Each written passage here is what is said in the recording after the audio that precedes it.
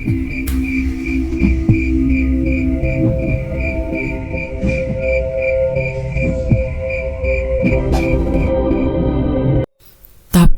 tanpa menjawab suaminya, Farah mematikan panggilan tersebut.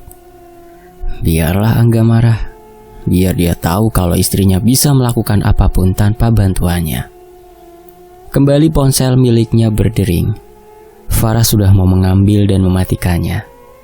Namun saat melihat ke layar ponselnya, ternyata itu adalah panggilan milik Ayu. "Halo?" kata Farah sambil memperhatikan jalanan. "Ini aku udah mau sampai di rumahmu, Far," kata Ayu. "Langsung ke rumah aja yuk, ada enggak? Aku lagi beli keperluan buat nanti," ucap Farah. "Loh, enggak enak dong, aku tunggu kamu aja ya," ucap Ayu. "Iya, tunggu di rumah aja. Sudah dulu ya yuk," kata Farah langsung mematikan panggilannya. Kembali Farah fokus mengemudi. Jalanan nampak tak begitu ramai. Mungkin karena hujan, jadi orang-orang enggan untuk pergi keluar rumah. Beberapa jam sudah Farah pergi. Setelah perdebatan kecil dengan suaminya, Angga sama sekali tidak menghubungi Farah. Mungkin laki-laki itu masih marah dengannya. Dari kejauhan, Farah melihat mobil milik Ayu terparkir di depan rumahnya. Berarti sahabatnya sudah sampai dan memang menunggu di rumah. Sesampainya di rumah, Farah langsung memarkirkan mobilnya di belakang mobil Ayu.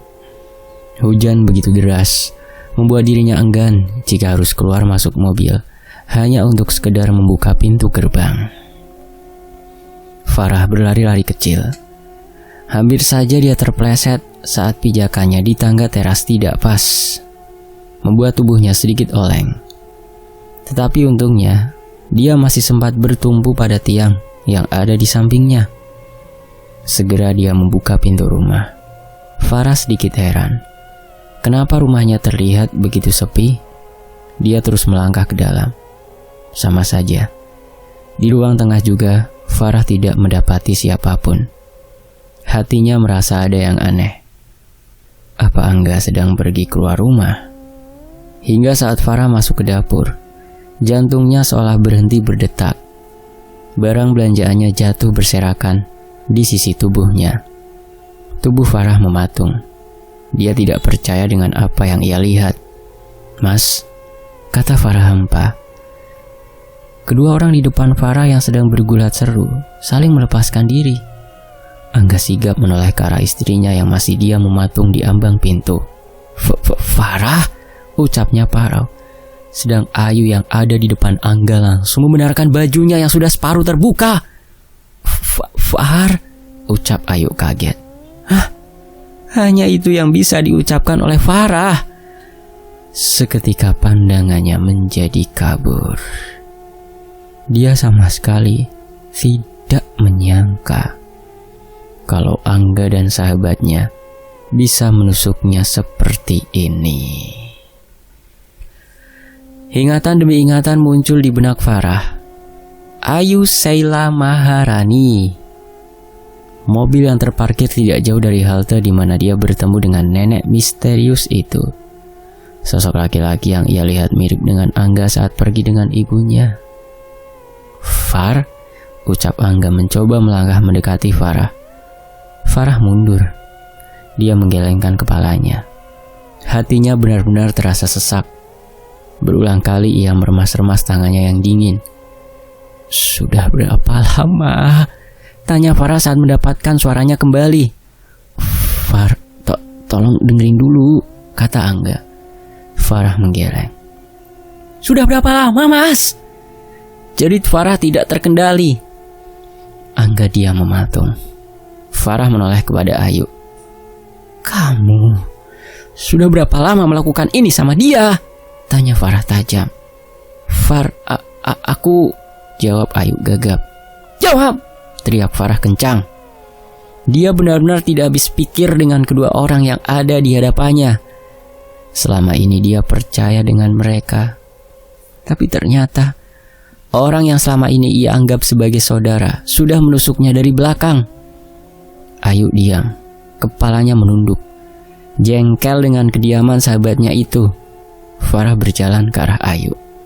Sigap, dia langsung menarik paksa kepala Ayu dengan menjambak rambutnya. "Far, sakit!" Orang Ayu saat Farah menariknya untuk keluar rumah. Angga yang melihat itu awalnya diam. Tidak menyangka kalau Farah yang selama ini lemah, lembut, bisa menjadi beringas seperti itu. "Far!" ucap Angga mencoba melepaskan tarikan Farah pada rambut Ayu. Farah tidak menggubris suaminya. Dia tetap menarik Ayu sampai ke ruang tengah. Hingga tiba-tiba, tarikan kuat ia rasakan di lengannya dan melemparnya ke samping. Farah terjatuh ke lantai. Di depannya, Angga berdiri. Satu tangannya ada di pundak Ayu. Ia mengerjap beberapa kali.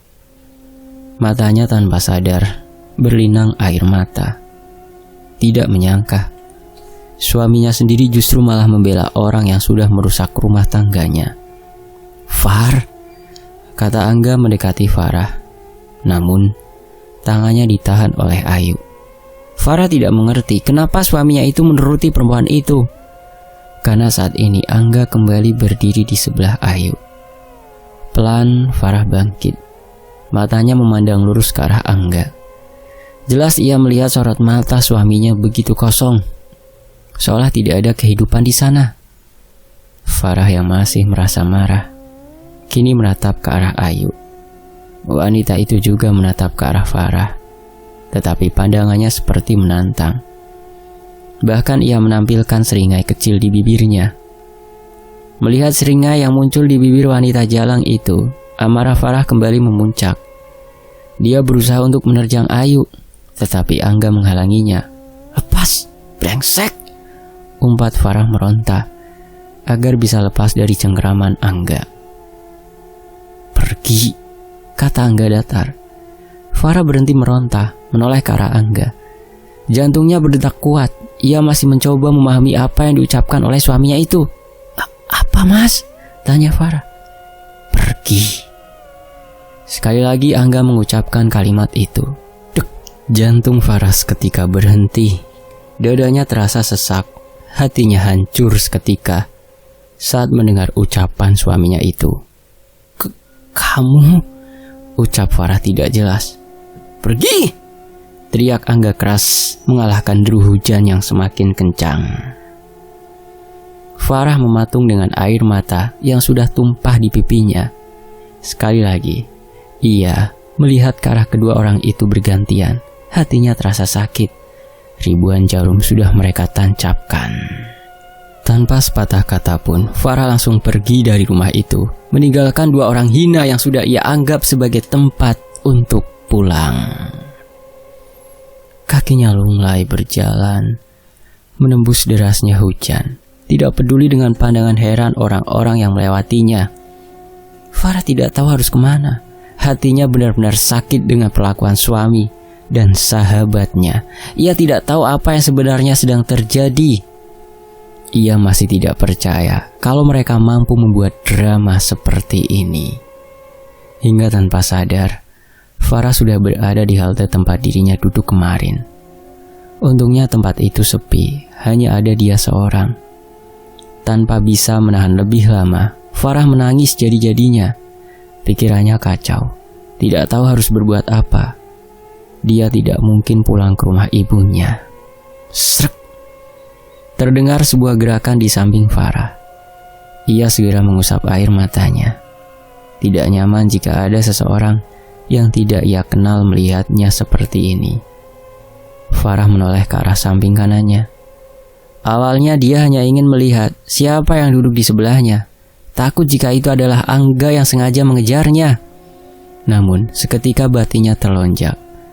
Tubuhnya tanpa sadar bergerak menjauhi sosok asing itu. Farah yang sedang dalam kondisi tidak karuan hanya bisa menatap sosok wanita yang sering hadir di hidupnya beberapa hari terakhir. Kini, ia bisa melihat dengan jelas.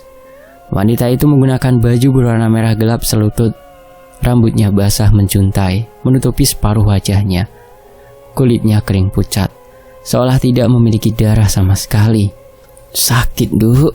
tanya wanita itu dengan posisi menunduk. Farah menelan ludahnya. "Apa maksud dari sosok itu?" Siapa kamu?" tanya Farah gagap.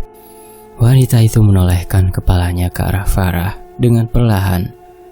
Aroma bunga kantil menguar kuat dari tubuhnya. "Bales, Nduk. Bales loro hatimu. Wadon kae sing gawe sak kabehane. Bales, Nduk. Bales!" kata wanita itu kencang, berbarengan dengan suara guntur yang menggelegar. Farah menutup matanya dan telinganya. Dia merasa takut dengan sosok yang ada di hadapannya. Kali ini, perasaannya tidak bisa lagi digambarkan. Seolah semua rasa bercampur menjadi satu. Beberapa saat kemudian, Farah membuka mata. Dia begitu heran karena wanita itu sudah tidak ada di depannya. Seketika ia mengedarkan pandangan, mencari-cari perempuan itu, tetapi nihil. Ia tidak menemukan keberadaan sosok itu. Seolah dia pergi, terbawa oleh angin dan air hujan. Farah masih termenung, menatap kosong hujan yang ada di hadapannya. Pikiran-pikiran buruk menghantuinya. "Balas, Far. Mereka sudah mengkhianatimu." Terdengar jelas seseorang berkata di kepala Farah. Seketika bayangan kedua orang brengsek itu muncul di kepalanya. Lambat laun perasaan sedihnya berganti dengan amarah dan dendam. Tapi bagaimana? Bagaimana cara membalaskan mereka? Pikir Farah. Kepalanya terasa berat. Dia tidak ingin mereka langsung merasakan kematian. Setidaknya mereka harus merasakan sakit yang ia rasakan. "Weryo!" bisik suara yang sama. Farah terkesiap, muncul bayangan lain. Seorang laki-laki, orang yang dipandang rendah oleh keluarganya. "Pak Wiryo," kata Farah datar. Ada naluri untuk tidak melakukan niatannya. Tapi rasa sakit yang Farah rasakan begitu kuat. Beberapa kali ia menggelengkan kepala dan mengusap air matanya. "Kalau itu mau kalian, aku akan turuti semua," kata Farah dengan pandangan kesuma. Di sisi lain, seharian Farah berada di bus yang mengantarkannya ke rumah saudara kandung ayahnya. Untungnya dia masih membawa dompet dan handphone. Jika tidak, mungkin dia akan kebingungan untuk pergi ke tempat pakdenya itu. 5 jam sudah Farah berada di dalam bus. Bermodal ingatannya, dia pergi ke desa Gowong, tempat di mana dulu ayahnya dilahirkan. Farah mengedarkan pandangannya. Suasana terminal begitu sepi. Bahkan saat dia mencoba memesan ojek online, tidak ada yang mau menerima. Hingga dia melihat sebuah warung angkringan kecil yang masih buka di ujung terminal. Segera ia melangkah menuju tempat itu. Dia sudah tidak punya rasa takut. Yang ada di pikirannya saat ini adalah bagaimana cara untuk membalas mereka berdua. Sesampainya di depan angkringan berbentuk tenda, Farah langsung masuk lewat samping. Dilihatnya tempat itu juga sepi. Hanya ada 4 orang, 3 laki-laki dan 1 perempuan. "Kopi 1, Pak," ucap Farah sambil duduk di bangku panjang di depan gerobak angkringan. "Kopi hitam, pakai gula?" tanya penjual. "Tanpa gula, Pak. Kalau ada diganti susu," kata Farah menimpali. Penjual itu mengangguk dan langsung membuatkan pesanan Farah. Sadar dari tadi ia tidak melihat ponselnya. Farah buru-buru mengecek. Benar saja, ada puluhan panggilan tak terjawab dari Angga. Melihat itu, ia hanya menyeringai. "Kopi hitam tanpa gula, diganti susu kalau ada," ucap bapak penjual membuat Farah sedikit terkekeh. "Atur nuwun, Pak," kata Farah. "Temannya nggak diajak masuk, Mbak. Dingin loh," kata penjual tersebut sambil menoleh ke arah keluar. "Teman?" kata Farah heran. "Iya itu, mbak-mbak yang pakai baju merah selutut," rambutnya digerai. Itu temannya kan? Dari jauh saya lihat. Tadi jalan bareng sama mbaknya. Hehehe, ucap penjual itu sambil tertawa garing. Dek, Farah seketika merinding. Wanita mengenakan baju berwarna merah selutut dengan rambut tergerai. Bukannya itu ciri-ciri perempuan misterius yang selalu menampakkan diri kepadanya? Oh, biarin aja pak, lagi cari ojek, kata Farah. Loh, mbaknya ini mau kemana? Jam segini ojek sudah jarang, kata penjual tersebut. Saya mau ke tempat Pak De saya di Desa Gowong. Tadi di jalan sempat ada kendala, jadi sampai sini malah kemalaman, kata Farah berbohong. Walah, mana perempuan lagi? Sek, coba saya tanyakan Mbak Warti. Siapa tahu dia bisa membantu. Ucap penjual itu lantas berjalan ke arah wanita yang sedang duduk agak jauh dari tempatnya duduk. Farah melihat penjual itu bercakap dengan wanita yang ia kira adalah Mbak Warti. Setelah beberapa saat, penjual itu kembali bersama wanita tersebut. Mau ke Desa Gowong, Mbak? Tanya Mbak Warti. Iya, Mbak. Memang sudah tidak ada ojek atau tumpangan ya? Timbal Farah. Memang berapa orang? Tanya Warti. Cuma saya, Mbak, jawab Farah. Loh, temannya gak diajak? Tanya si penjual yang sedari tadi menguping pembicaraan mereka. Oh, dia harus pergi dulu ke tempat lain.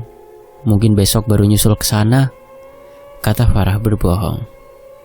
Bisa saya bantu, tapi harganya 2 kali lipat, kata Mbak Warti lugas. Farah tidak ambil pusing dengan itu semua.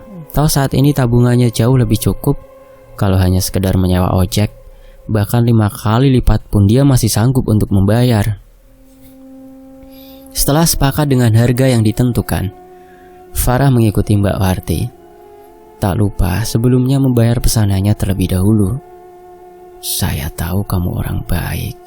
Wanita yang dibilang Mas Par tadi dideme toh? Tanya Mbak Warti sambil berjalan menuju parkiran motor. Farah tersentil. Bagaimana wanita ini tahu kalau wanita yang dimaksud penjual tadi adalah sosok tak kasat mata? Saya cuma kasihan sama kamu daripada dibonceng mereka. Sambil menganggukkan dagunya ke arah laki-laki yang sedang memandangnya dari kejauhan. Malah bisa diperkosa. Mereka preman di tempat ini, lanjut Mbak Warti. Dek, perasaan Farah tiba-tiba saja tidak nyaman. Sejenak dia berpikir kalau Mbak Warti juga punya niat buruk kepadanya. Tenang, aku ndak akan melukaimu. Aku antar sampai tujuan dengan selamat, kata Mbak Warti. Farah menghela nafas, mencoba menguatkan batinnya. Dia harus berani seketika bayangan Angga dan Ayu kembali muncul di pikirannya. Amarahnya mulai bangkit lagi. Ayo, kata Mbak Warti yang sudah duduk di motor metiknya. Farah mengangguk dan langsung naik ke jok belakang. Sepanjang perjalanan, Farah hanya diam. Dia terus saja memikirkan nasibnya yang begitu sial. Bahkan angin dingin pun sampai tidak terasa menyentuh kulitnya. Padahal sedari tadi Mbak Warti mengendarai motornya cukup kencang. Perempuan seperti itu memang harus dibalas dengan setimpal, kata Mbak Warti sedikit keras. Maksudnya? Tanya Farah gagap. Warti tidak menjawab. Sepertinya ada sesuatu yang dipikirkan oleh wanita itu. Kini dia malah justru membelokkan motornya ke angkringan lain di pinggir jalan. Kenapa, Mbak? Tanya Farah penasaran. Dilihatnya jam sudah menunjukkan pukul 8 malam. Kalau harus sampai di Desa Gowong terlalu malam, dia juga bingung bagaimana cara mencari rumah Pak D-nya. Sudah di sini dulu. Sebentar lagi di depan sana ada kecelakaan. Dedemet di pinggir jalan itu sedang mencari tumbal. Daripada kita yang mati, mending duduk di sini sejenak, kata Mbak Warni. Mau tidak mau Farah mengikuti wanita itu. Dia masih tidak percaya dengan ucapan Mbak Warni. Kali ini dia harus waspada. Siapa tahu memang wanita itu punya niatan buruk. Kopi 1, kamu pesan sendiri, ucapnya sambil berjalan keluar dan duduk tidak jauh dari tenda angkringan. Teh hangat 1 Pak, tanpa gula, kata Farah dan segera menyusul Mbak Warti. Lama mereka terdiam. Masing-masing sibuk dengan pikirannya sendiri. Setelah pesanan mereka datang, Farah langsung mengambil minumannya. "Kang Gowong mau tempat siapa?" tanya Warti sambil menyalakan rokoknya. Sejenak Farah mempertimbangkan apakah layak memberitahu orang asing seperti Mbak Warti. Namun, setelah mempertimbangkan semua kemungkinan, "Pak Wiryo," kata Farah singkat. "Ada urusan apa kamu sama Bapak?" tanya Warti keheranan. Bapak? Kamu kenal sama Pak Wiryo?" timpal Farah. "Jawab dulu pertanyaanku. Tidak sopan menjawab pertanyaan orang dengan pertanyaan lain," ucap Warti sambil menghembuskan asap rokoknya. Sebenarnya Farah jengkel dengan sikap wanita itu, tapi jauh lebih baik untuk membuatnya nyaman daripada dirinya kenapa-napa nantinya. "Dia Pak D saya, kakak dari ayah saya," ucap Farah tanpa memandang Warti. "Pak D? Siapa nama kamu?" tanya Warti. Kali ini dia memandang ke arah Farah. "Farah," kata Farah singkat. "Farah? Farah anaknya Pak Narto?" tanya Warti memastikan. Farah menoleh ke arah Warti. Bagaimana dia bisa tahu nama ayahnya? Apa mungkin dia dulu tetangga ayahnya di desa Gowong? "Iya, saya anaknya Pak Narto." "Kamu kenal ayah saya?" tanya Farah. Goblok. Dunia itu memang aneh. Ada banyak orang yang mungkin bisa membantumu ke desa Gowong. Tetapi, kenapa aku yang harus mengantarkanmu? Kata Wati terkekeh. Farah mengerutkan dahinya. Tidak paham dengan maksud ucapan wanita itu. "Wes, bentar lagi aku anter." "Enggak usah bayar sama saudara sendiri," ucap Warti. "Hah, saudara?" tanya Farah kebingungan. Saya anaknya Pak Wiryo, Pak Demo itu. Kamu lupa sama aku toh. Dulu kamu masih bayi waktu keluargamu itu pulang kampung," kata Warti. Farah mengingat-ingat. Sebuah kenangan muncul. Warti adalah anak terakhir Pak D-nya yang dulu hitam kumal dan suka sekali memakai pakaian bola. "Warti? Yang dulu suka pakai pakaian bola?" tanya Farah ragu. "Nah itu kamu ingat. Wes, ayo pulang, sudah malam. Kita ngobrol di rumah saja," kata Warti berdiri. Farah mengangguk. Dia benar-benar tidak menyangka akan bertemu saudaranya itu. Puluhan tahun tidak bertemu membuat mereka tidak saling mengenali satu sama lain. "Priak!" terdengar dentuman keras tidak jauh dari tempat Farah berdiri. Sontak dia memalingkan kepalanya ke arah samping kanan. Benar saja, seperti ucapan Warti. Ada sebuah kecelakaan di depan sana. Seketika jantung Farah berdebar kuat. Tidak menyangka kalau ucapan saudari jauhnya itu menjadi kenyataan. Sudah, itu bukan kecelakaan biasa. Memang ada orang yang memasang tumbal di tempat itu. Kita pulang sekarang, kata Warti sambil menepuk bahu Farah. Farah hanya mengangguk. Dia masih syok dengan apa yang ia lihat. Pakai helm sama jaket. Kasihan dari tadi kulihat tubuhmu gemetar kedinginan, kata Warti menyerahkan helm dan jaketnya. Farah sempat menolak, tapi Warti mengancam mau meninggalkannya sendirian kalau tidak mengikuti ucapannya. Mau tidak mau, Farah memakai helm dan jaket milik wanita itu. 20 menit mereka berkendara. Jalanan semakin sepi. Sempat Farah berpikir, bagaimana bisa Warti berani keluar malam-malam seperti ini? Hingga dia melihat sebuah gapura kayu bertuliskan Desa Gowong. Suasana desa itu benar-benar sudah sepi. Padahal jam baru menunjukkan pukul 9 malam. Biasa di sini, setelah azan Isya, pasti warga sudah masuk ke dalam rumah. Kecuali bapak-bapak yang sedang ronda, kata Warti seperti mengerti apa yang sedang Farah pikirkan. Masih jauh rumah Pak D? Tanya Farah tidak menjawab ucapan Warti. Itu di depan, jawab Warti. Benar saja. Setelah menjawab, Warti langsung membelokkan motornya masuk ke pekarangan rumah yang cukup besar. Bahkan mungkin jauh lebih besar dari rumah yang ada di samping kanan kirinya. Ayo masuk, kata Warti saat melihat Farah masih terdiam memandangi rumahnya. Farah tersentak. Dia langsung mengikuti Warti yang sudah hampir sampai di teras rumah. Tok tok tok. Pak, kata Warti sambil mengetuk pintu rumah sedikit kencang. Beberapa saat kemudian terdengar kunci diputar dan daun pintu yang terbuka. Nampak sekarang seorang pria parubaya tengah berdiri. Farah tersenyum lega. Dia ingat dengan Pak De Wiryo. Ia tidak berubah sama sekali, dari wajah hingga tinggi badan. Mungkin hanya keriput dan uban yang membuat perbedaan dari laki-laki itu. "Oh, bocah gendeng, dari mana kamu?" tanya Pak De kesal saat melihat anak perempuannya pulang larut malam. "Apa toh Pak? Malu sama Farah," kata Warti sambil menunjuk ke arah Farah yang masih diam berdiri di teras. "Farah? Farah siapa?" tanya Pak De bingung sambil menatap ke Farah. "Yo Farah ponakanmu toh Pak, sudah tua wajar kalau pikun," ucap Warti. Pak De Wiryo diam, tidak menanggapi ucapan anaknya. Dia terus memandang ke arah Farah. "Farah anaknya Narto?" tanya Pak De sambil memajukan kepalanya agar bisa melihat Farah lebih jelas. Farah mengangguk. "Iya Pak De, saya Farah anaknya Pak Narto," ucap Farah. "Walah, kok iso? Yowes, ayo mlebu-mlebu," ucap Pak De sambil membuka pintu lebih lebar. Warti mengangguk ke arah Farah, memintanya untuk masuk ke dalam rumah. Pemandangan pertama yang ia lihat adalah ruang tamu yang penuh dengan benda-benda aneh, seperti lukisan wanita cantik, keris yang dipajang di beberapa tempat, dan benda klinik lainnya.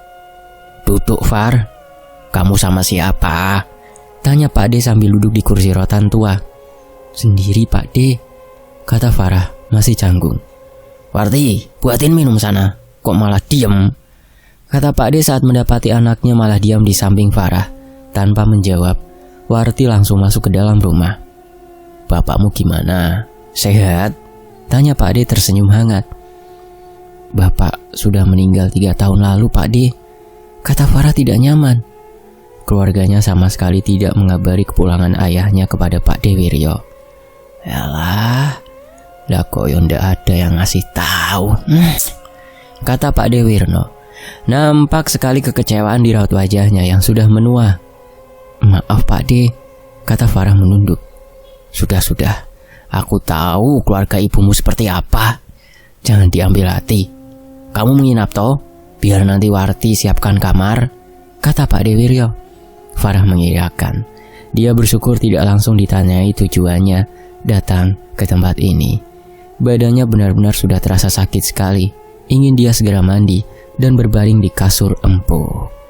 Pagi sudah menjelang. Suasana desa Ngowong terasa begitu sejuk. Kokok suara ayam dan kicau burung saling bersahutan. Ditambah kabut yang masih menyelimuti tempat itu, membuat Farah enggan untuk beranjak dari kasurnya. Farah menggeliat. Dia menatap langit-langit kamarnya, mencoba mencerna apa yang membuat hatinya begitu gundah. Bagai sebuah mimpi buruk, dia teringat akan kejadian di mana suaminya dan Ayu bercumbu di depan matanya, dan bagaimana Angga mengusirnya dari rumah. Perlahan Farah bangkit, menatap ke arah jendela. Dilihatnya cahaya mentari sudah menembus celah-celah kayu. Segera ia merapihkan rambutnya dan berjalan keluar kamar. Suasana rumah itu begitu sepi. Sejenak Farah mengedarkan pandangannya, mencari-cari keberadaan Pak De ataupun Warti. "Baru bangun Far?" terdengar suara Warti dari arah kiri Farah. Iya Mbak, Pak De kemana?" tanya Farah mendekati Warti. "Alah, panggil saja Warti, kita masih seumuran." "Bapak sudah pergi ke sawah dari subuh. Aku baru selesai masak. Kita makan dulu," ucap Warti sambil berjalan ke arah dapur. Farah mengikuti. Ia masih merasa canggung dengan keberadaannya di rumah ini. Mungkin karena dia sudah lama tidak berinteraksi dengan keluarga ini. "Far, sebenarnya ada masalah apa kamu?" tanya Warti saat mereka berdua sudah duduk di kursi meja makan. Farah ragu untuk menceritakan masalahnya. Apalagi dia datang ke tempat ini karena dorongan dari batinnya yang tidak masuk akal. Dia tidak mau dicap sebagai orang gila. "Farah," ucap Warti sekali lagi. Iya Mbak. Aku sudah gak ada masalah dengan suamiku." "Sebentar, bukannya semalam kamu sudah menebak tujuanku datang ke tempat ini?" tanya Farah saat teringat dengan ucapan Warti semalam. Warti tersenyum. "Aku sendiri tidak tahu secara jelas apa yang sebenarnya terjadi. Yang kulihat hanya ada bayangan dedemit yang sedang berusaha mencelakaimu," ucap Warti yang menyeringai. Farah terdiam. Dia paham apa yang dimaksud oleh Warti. Semua kejadian yang ia lalui bukan sesuatu yang normal. Akhirnya, Pagi itu Farah menceritakan semua kejadian yang ia alami kepada Warti. Sudah kepalang tanggung. Mungkin dengan begini dia bisa sedikit melepaskan rasa sakit yang ada di dalam batin dan hatinya. Wanita brengsek, aku tahu apa yang kamu rasakan. Tetapi percuma saja jika kamu mencoba meminta bantuan bapak. Dia sudah tidak pernah bermain-main lagi dengan hal gaib seperti itu, ucap Warti sambil menghidupkan sebatang rokok. Aku juga tidak tahu kenapa tiba-tiba saja muncul nama Pak D di kepalaku. Aku pikir aku sudah mulai gila dengan semua ini, kata Farah sambil menghembuskan nafasnya. Gila? Justru wanita seharusnya yang menjadi gila. Kalau aku jadi kamu, yo pasti sudah aku balaskan semua rasa sakitku, timpal Warti. Farah mengerutkan dahinya. Sekilas dia melihat ekspresi Warti yang aneh, seperti sedang berbahagia dengan keadaannya saat ini. Membalas? Dengan cara apa? Bersambung. Bagaimana Farah akan membalas rasa sakit hatinya? Cari tahu di bagian berikutnya, hanya di Fakta Sejarah. Terima kasih Netra Kala, terima kasih teman-teman. Saya pamit dulu. Wassalamualaikum warahmatullahi wabarakatuh. Mohon maaf kalau ada salah kata.